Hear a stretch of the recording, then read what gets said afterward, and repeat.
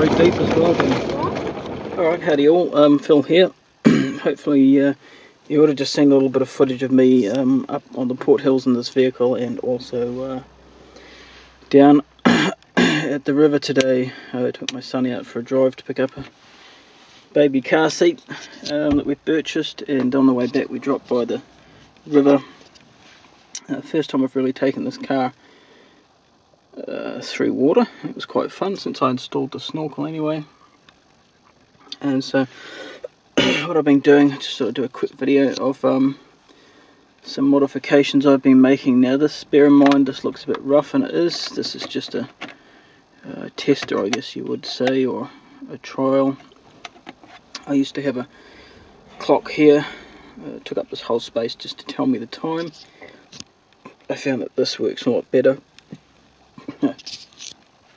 So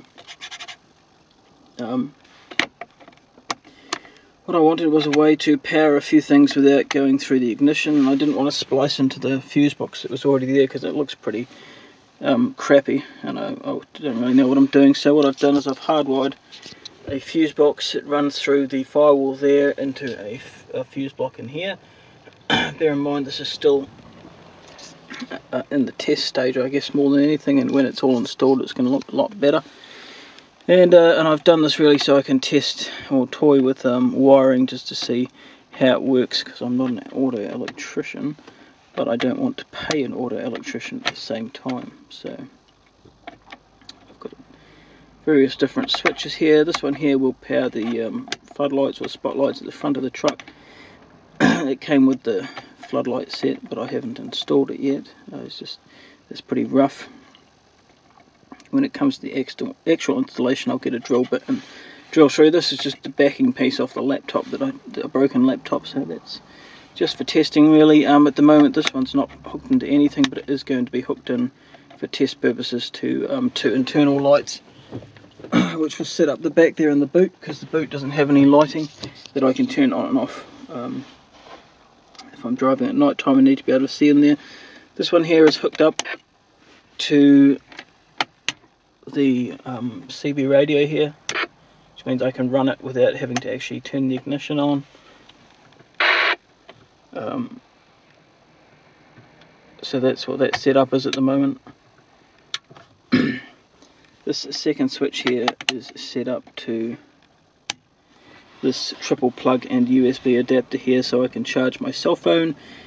I had a mount that was up here and it's broken, but I'm going to put some sort of mount up here for the cell phone, maybe on this part here, because I seldom use the fan, or I don't know, the air conditioning actually works, so it might put a mount here, so I could probably still turn that on if I wanted to, and have a cell phone GPS type thing up here.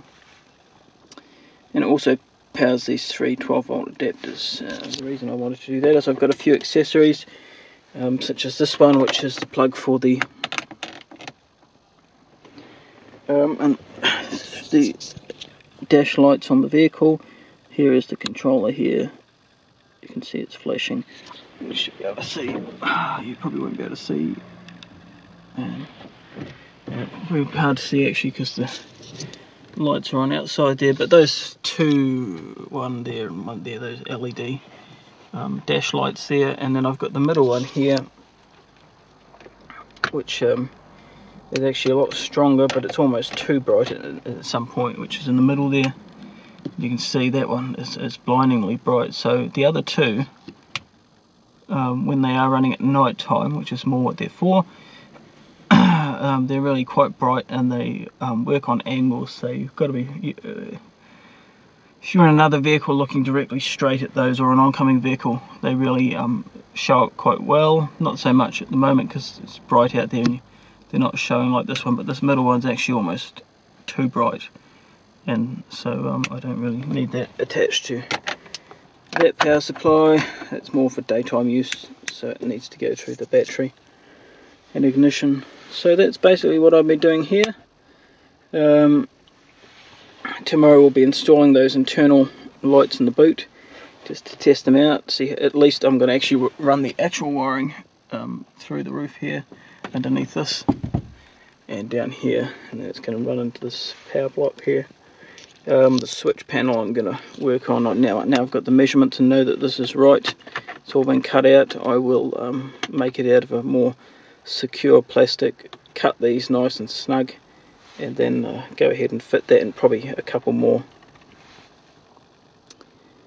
switches as well for other things that I might want to wire on. So that's basically what I've been doing this Saturday. Tomorrow, Sunday, will be church, another trip down to the river for some more fun and maybe a picnic lunch or something, and then some more work on the car. So I'll catch you in the next video, guys. Thanks for watching, and keep safe.